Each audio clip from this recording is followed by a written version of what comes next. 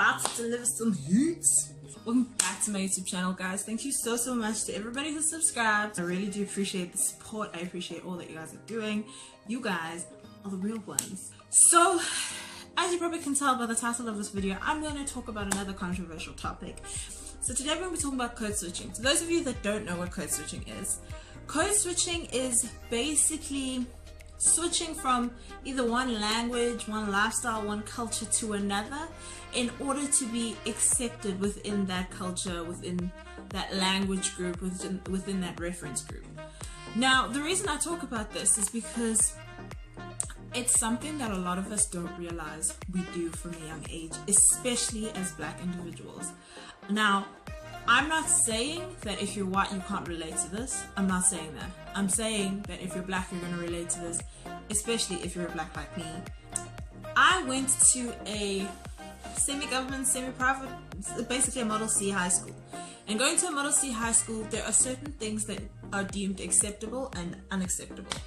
But before I went to my high school, I went to a private school for my whole primary. Shout out to all of you guys that are from primary school. My entire primary educational career was private schooling. Now I come from a colored, my mother is colored, my dad comes from a very Black family. Like Black, I mean like Abezulu, Umzulu, like Umzulu, Damino Malandela dudes. Okay, that's the kind of background that I come from. So I come from extremely colored, where there is noise, there is drinking, there's party, there's laughter, there's alcohol, you know what I mean, like the things. And I also come from a Zulu background that's also very like very traditional, cultural. They really do believe in like old tradition, imsebenzi, ispandla, you know, there are certain rites of passage that girls have to do, you know, that kind of thing. And that's the kind of background that I come from. But as a child, my parents raised me in a very Western culture. And it's not until recently that I realized that I really do struggle to integrate these basically three lifestyles that I have into one. And then my friend group is very white, so to speak. But recently I've made a lot more friends that aren't classified as, well, no, they are, no. I have made more Black friends, so to speak. So I have a very large group of white friends, especially my colleagues, especially my church friends, the friends that I've been hanging out with for the past, I don't know, like 8 years. And they are very white, as in like they're white. And if y'all are watching and you're white and you have a problem with me calling you white, you're white. There's nothing I can do about that, okay? And they are very white. And so the way that things are done is very different to the way that things are done in my world. Now, I have one friend who is white, but he really understands all the different cultures, and it's easier to speak to him about certain things because he understands those things. But on the daily, I don't understand, well, not that I don't understand, I can't relate to a lot of things that my white friends do. For example, in the white culture, you guys celebrate 21st birthday parties like it's a thing, you know, 21st birthday parties is not a big thing. In the Zulu tradition, my dad's on it, there's umemolo, which is basically like you're going into adulthood type thing. I'm not actually sure about the specifics of that. Excuse me. But then on my mom's side of the family, those type of things, they celebrate everything. Colored celebrate everything, okay? They celebrate everything. They don't restrict themselves to certain ages and certain milestones in life. They celebrate literally everything. Like, y'all don't understand. It's a Saturday, we're celebrating. It's a Friday, we're celebrating. That is the lifestyle that my mom comes from. And now, in order for me to integrate all of these three lifestyles is very difficult for me, because I now come from these three different backgrounds and I continually have to code switch. And it's tough and it's difficult. But the only reason that I actually have to code switch is because I know that if I want to make it further in life, if I want to continue with the things that I want to do, that I'm passionate about, I need to know how to code switch. And that is my biggest issue. I would go from church on a Sunday morning, which is predominantly white, all my white friends go, to literally a brunch on a Sunday midday type thing, and I would have to dress differently. I would have to talk differently. I would portray myself differently. I could be loud and I could be true to who I really am.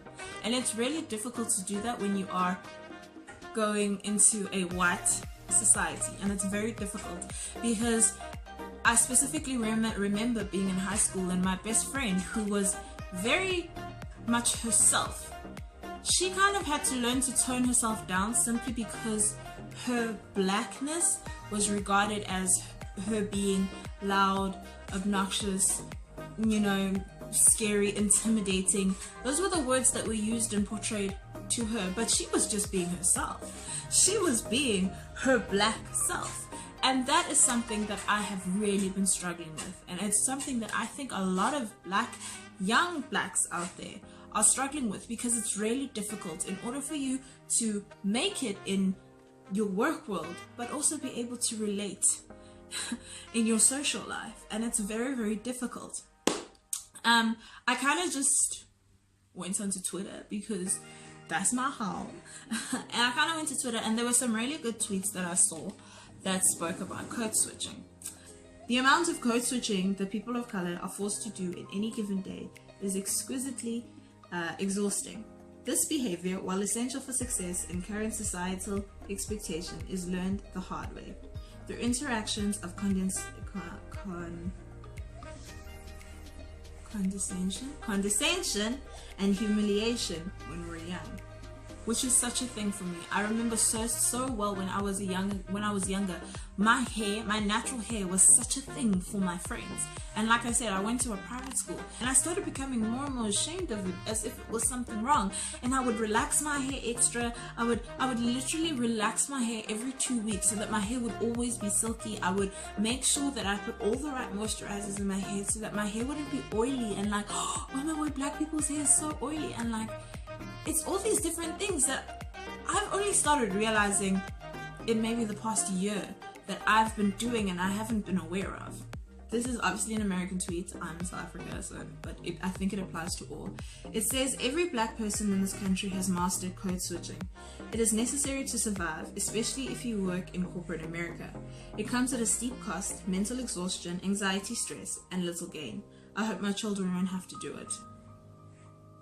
You know I'm comfortable around you when I'm code switching way less and sprinkling a little peyotas throughout my sentences. And this is something that also I've recently come to learn, is I've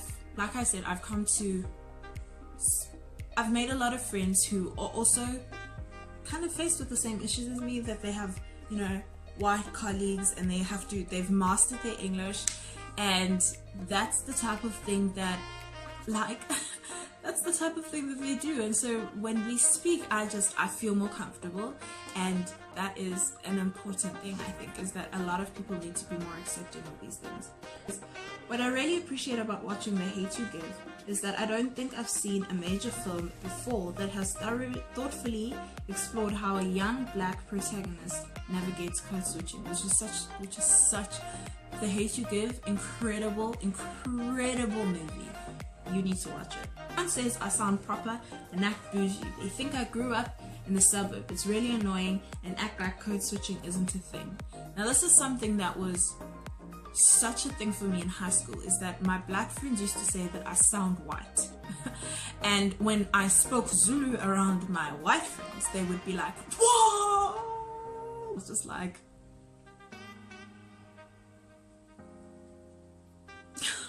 I'm not supposed to take offense from that. Code switching is just, it's such a thing, guys. It's such a thing.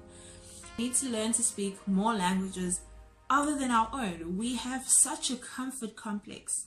It's such a complex where we think that we're doing the most because we're helping charity, and we know how to say sawubona to the person, you know, that's at the teller, and we know how to tell a skambuzo to go and, you know, go telela izimbali. Like, that's not enough. You're not doing enough if that's the case.